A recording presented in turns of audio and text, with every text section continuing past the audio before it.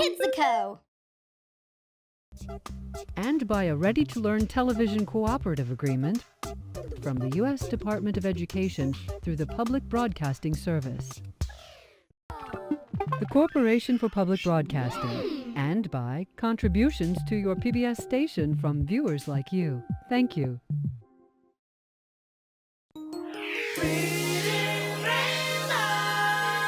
Butterfly in the sky, I can go twice as high. Take a look, it's in a book, a reading rainbow. I can go anywhere, friends to know and ways to grow. A reading rainbow. I can be anything. Take a look, it's in a book, a reading rainbow. Reading rainbow.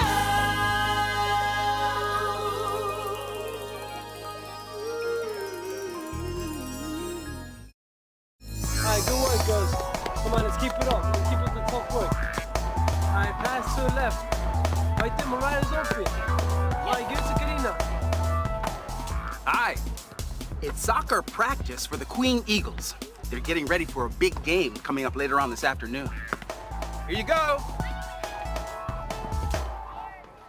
Pretty spiffy uniforms, huh? Uniforms are a very important part of team play. During the game, it helps each player identify their teammates on the field, and it also helps each player feel a part of the team.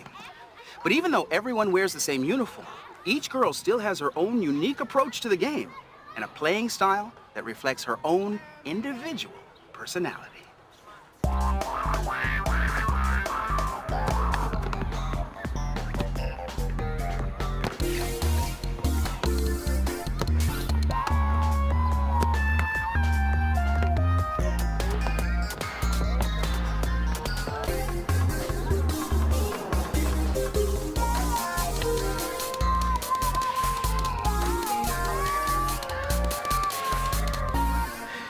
Here's a story about a girl who wore a uniform, but she also liked to stand out in a crowd.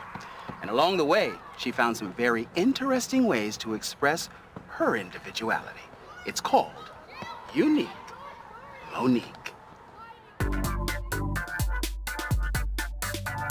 Unique Monique, written by Maria Rusaki, illustrated by Polina Papanikolaou, read by Eliza Dushku.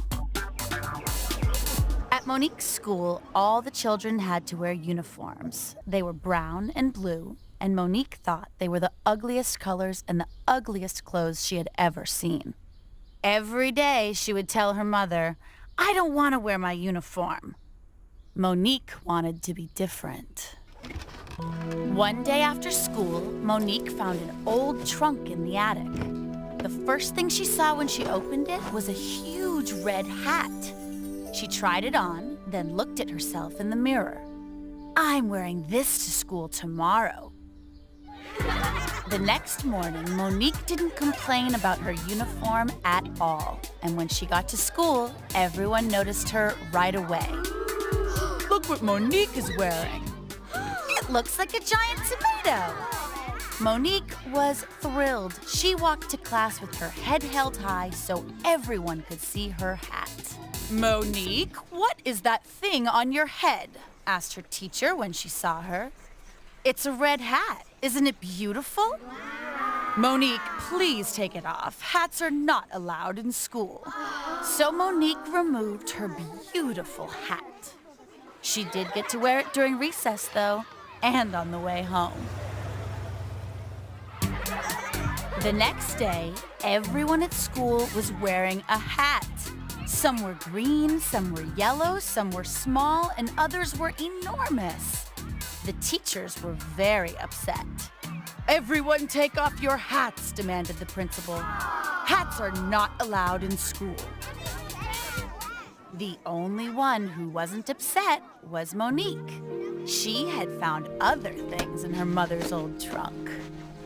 "Look at those glasses," said Katerina the next morning. "They're wild." Those are the coolest glasses I've ever seen. Monique walked slowly to her classroom wearing the fanciest, shiniest, most beautiful glasses in the world. Then her teacher saw them. Monique, you must remove those glasses immediately. Monique took off her glasses, but the next day, everyone was wearing glasses. Glasses may not be worn by children who don't need them. At home, Monique searched her mother's trunk again. She pulled out old dresses, scarves, and colorful jackets. Then, all of a sudden, she felt something down at the bottom of the trunk. She was thrilled. The perfect thing to wear to school tomorrow. The next morning, everyone was waiting for Monique to arrive. Look what Monique is wearing today! The other girls loved it. And the next day, all the girls had decorated barrettes and headbands in their hair. Some wore braids, some pulled their hair to the right, some pulled their hair to left, some to the back, some to the front, and some had pulled it into their eyes. But their teachers decided the girls should all wear their hair neatly. Monique wouldn't give up. She kept trying to find ways to be different. She started carrying a big, fancy bag to school. Then she painted her fingernails. She even wore fancy socks. But all of them were banned by the school. Then one day, Monique went to school looking ordinary. Her teacher was impressed. Well done, Monique. It's wonderful to see you dressed properly, without breaking any school rules. Since you look so nice, why don't you come to the front and tell us about the story we read for homework? Monique walked slowly to the front of the class. Everyone stared. Monique looked very, very different. She had the brightest and most colorful braces anyone had ever seen. She smiled her biggest smile. At last, she was unique. Unique Monique. Even though Monique had lots of things in common with the other kids, she just had to show the world that she was unique. And you know, each one of us is a one of a kind. And that's true even if you look exactly like someone else. Identical twins are like a team wearing the same uniform. Similar face, eyes, and hair. But just like a player on a team, each person is unique with different personalities. We're identical twins from Twinsburg. This is a city called Twinsburg, Ohio. I'm from Twinsburg, Ohio. It is the only city named after twins, and today is a Twins Day Festival. Twins from around the world come together to celebrate the uniqueness of being alike. My name is Zina Abojaudi, and I am Maya Abojaudi from Ghana, West Africa. My name is Sarah, and my name is Leah. I'm Geraldine, she's Darcy. She's Sunita, and I'm Vanita, and we come from Tamil Nadu, India. We're from Rome, Georgia. Hello, we're from Belgium. New Hampshire. I'm Gary Grimm, and I'm Larry, and we're from Michigan. From Cleveland, Ohio. We're from Youngstown, Ohio. We've been coming for 16 years. All the twin contests that are in Bleacher B are in the far left corner. We have a twins contest, which consists of the most alike, the least alike, the oldest, the youngest. We're here to win, baby. That's all we came here to do is win. We're gold medal champions. We give the winners the medals. Silver medal, second place for Ashley and Brooke Eisenman, Parma, Ohio. Congratulations. When you have so many twins that look alike, you have to start picking out the small things. Just try to start weeding the couples out because it is so difficult. They all are so cute. You know, so it gets down to, okay, which one's got a mole on his cheek and which one doesn't, or, you know, it's which one's hair is slightly different than another. Eyes can be different. height might be a quarter of an inch different. It's not scientific, but you know, you try to make it as fair as you can. And it's just really tough, and you feel bad for those who don't win. Were any of these, would they be out on the height thing? Which one's 1298? Wow, look at all this. Oh my goodness, you're so colorful. You're going to have gold medals to take with you. Jacqueline and Anastasia Cook from Boardman, Ohio. It was exciting when I won. I thought that I wasn't going to win, and I won first place, and I was like so happy. Most people are born into an I world, and we were born into a we world. So we were born with a soulmate, a best friend, someone that unconditionally understands us, looks like you, sounds like you, not even only looks like you. Sometimes that doesn't happen, but you still have a special bond. We call it Twinergy, the energy created by twins. First place for Larry and Gary the Grims from Canton and Plymouth, Michigan. We can go home and tell everybody we finally won a contest one time in our life. You know? My mother will be proud. Because twins look so much alike, She'll be coming round the mountain when she comes. She'll be sound coming alike, round the mountain when she and often comes. like the same things, they sometimes feel like they're the same person. She'll be coming round the mountain when she comes. And we are like one entity, not two people, one person. One divided in two. Occasionally, we may be planning to go somewhere, and I'll say, well, let me take this particular shirt, and I'll come out of the house, and he's got the same shirt on, and we haven't talked about it at all. But when you go a little deeper, you'll find that everything isn't exactly the same. Got first place for this contest, least alike boys, 4 through 7 years old. Twins have some differences, and they're not that shy about pointing them out. Even though we look like our insides are totally different. Then I have this like birthmark right here, so you can tell us apart. I like pink and she likes blue. She's more social than I am.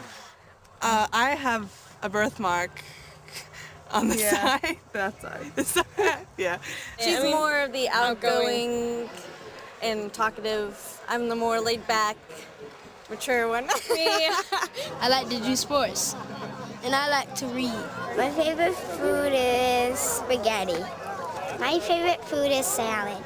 We obviously have very similar tastes in women as we married twin sisters, but we still are quite different if people do get to know us. I am a lot easier going, I will think. Yeah, it will get done. My wife is the same. He's the starter, and Jen and I have to come up and finish. My wife and I have twin boys who are 3, and we dress them alike every day. We're very happy we don't have twins. For the land of the free and the home of the brave. Play ball! For us, coming to a festival like Twinsburg, it's a way for us to celebrate our twinness and multiples, where we have a few thousand people that are just like us. And if someone said, what do you mean just like you? What's the difference between you being a twin? I don't think I look like that, and she doesn't think she looks like me, but we know we do. And when we see all these twins, we think it's funny, like the outside person thinks it's funny because we're like, we don't look like that. We say we're two individuals that make one heck of a whole together. It's just amazing that on the outside, twins look alike, but beneath the surface, they can be so completely different. And the same holds true for all of us. What people see on the outside is how we look, not who we are. The way to let people know the real you is to express who you are inside. This row, go on stage and make a circle on that side.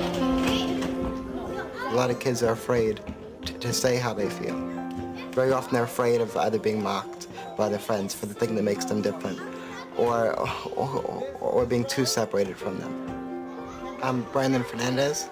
I'm 20 years old from Brooklyn, New York. I run a program called Expressions, which is a small nonprofit organization. We've tried to just respond to what the kids need. And it's not always what they say they need, but what we find that they need in other manners.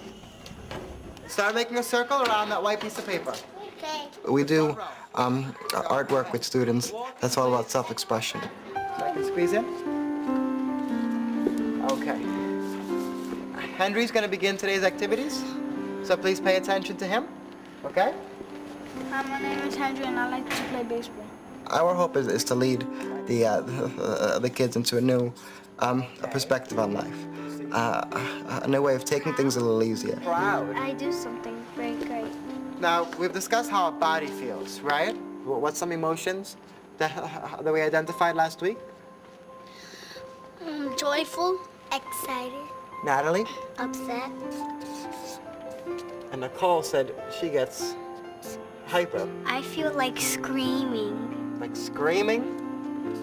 My name is... The most important thing that I find helped me learn was the time that when I was younger and I didn't talk. I sat back and observed a lot. And what I teach now is all the stuff that I have observed growing up. Write it. You gotta write it.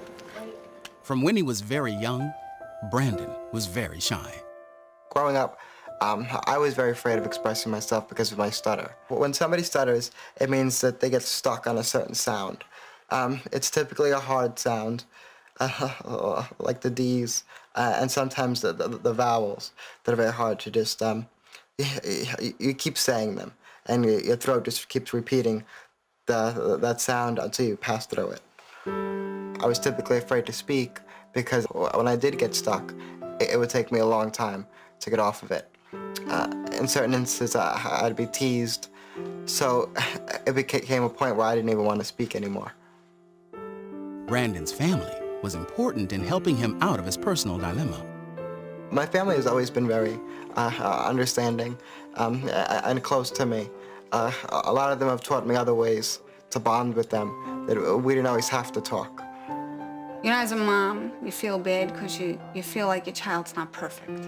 So it kind of made me feel sad for him and kind of anxious because now I was afraid when he had to speak in public or speak to somebody. Since he had trouble speaking, his mom encouraged him to write. Poetry was what helped me the most, especially like when my grandmother had passed away, and I couldn't speak to people about it. My poetry became how I got all my feelings out to people. Abuela, at times like this, when the present is not but what we enjoy, we must look back and remember our triumphs, our happy days. Always remember to never be put down by the present, but remember the past and look forward to the future. I love you and always will. Through my art, I was able to overcome a lot of my stutter. I still have it somewhat today, but it's not nearly as severe as once was. Yeah, it's going good. Brandon's poetry helped him to open up, gain confidence, and make new friends. I've changed tremendously. I've become known as the social director of many places. I'm usually the first one to the dance floor, the first one to introduce myself to everybody. Quick strike across the paper. Perfect.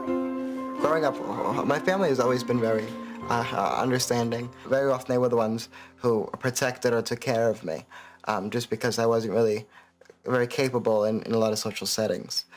Now, it's kind of reversed a lot of roles where I've become that person for other people. I feel happy because Brandon helps us solve problems and he helps us do better in school. So I like to be here. Kids, they don't realize what they can do just because they've never had the opportunity to do it in such a free form. They surprise themselves by how beautiful the piece is. And it's just because they weren't looking at it as they did it. They were just doing it. That's the most important part. Using the same creative tools that helped him, Brandon has watched his students grow to move past their fears and express who they are inside. I like that. I'll meet up with you. You go.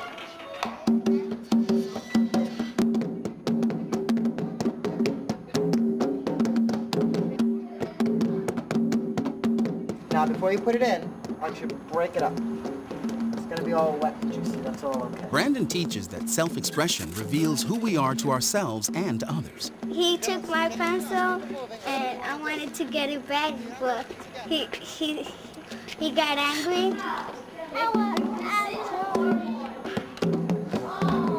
I'm drawing something I just thought of. Something that I like right now that's making me happy. I call it me. I love what I do with the kids. And to know that I'm being like a big brother to a lot of them is very important to me. And it makes me feel really good. So you two are gonna begin your dispute.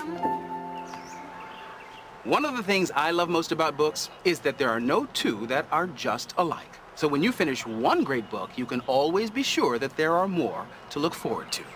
So here are 3 that are as unique as Monique. But you don't have to take my word for it.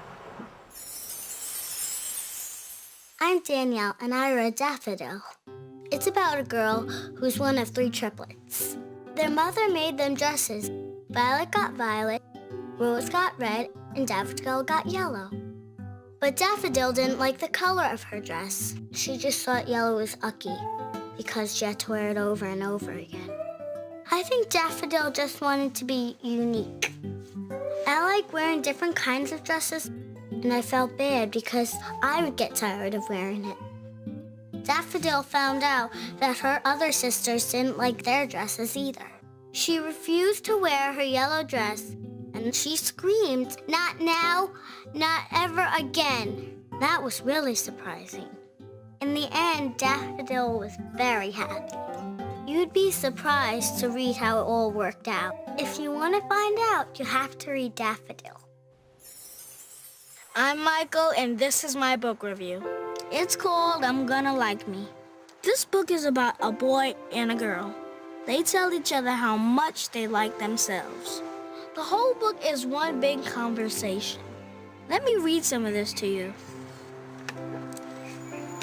I'm gonna like me when I'm sharing my lunch, 'cause just like bananas, friends come in a bunch. I'm gonna like me when I don't run so fast, then they pick teams and I'm chosen last.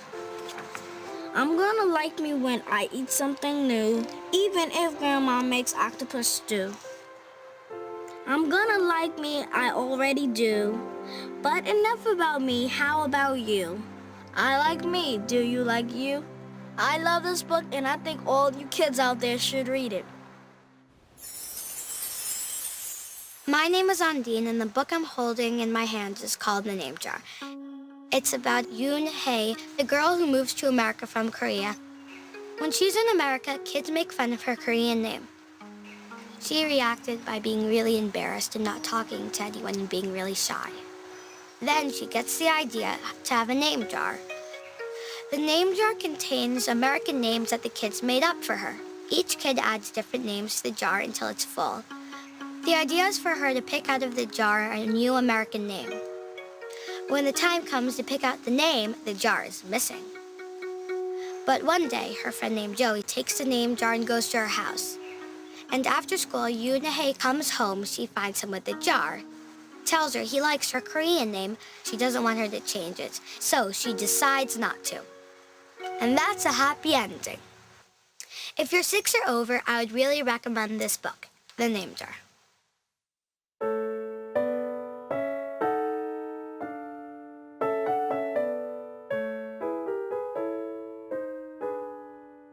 When I woke up this morning, and much to my surprise, I was seeing two of everything. I couldn't believe my eyes. I thought I might be dreaming, so I did a double take. I saw twins as far as my eyes could see, but I was wide awake, had a case of double vision. Double vision. Double vision.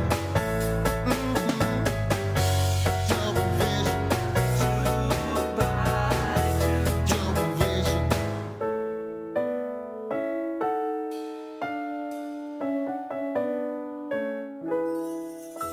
Everyone had a look-alike. Everyone was two of a kind. From the oldest gent down to the little tyke. I thought I was losing my mind. So I called my dear mama. She said, "Son, I know the state you're in. You're not in any trouble. You're just seeing twins. You got a case of double vision. Double vision. That's what I say now. Double vision. Double vision.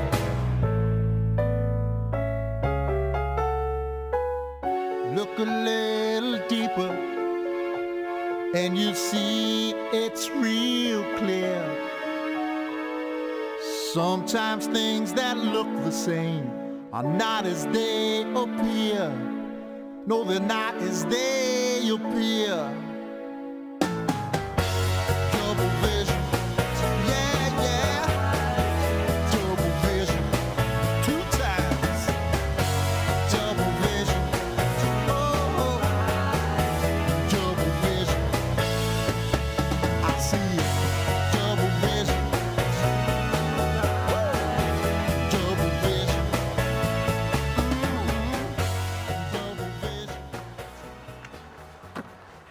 You don't have to be a teammate or a twin to know how wonderful it feels to be a part of a group. Whether it's your family, a classroom, or a club, it's nice to fit in, to work and play together. And you can be a part of lots of groups and still have your own individual style. And it's important to remember that you don't have to try. It's simply a matter of letting the world see those unique qualities that already exist inside of you.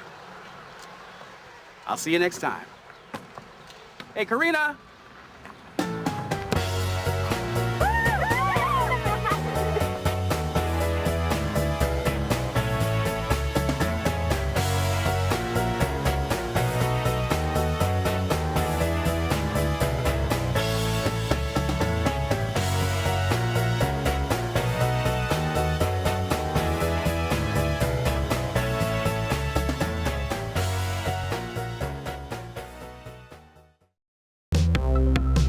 Don't forget to check out some of the other fun videos on Kidzuko.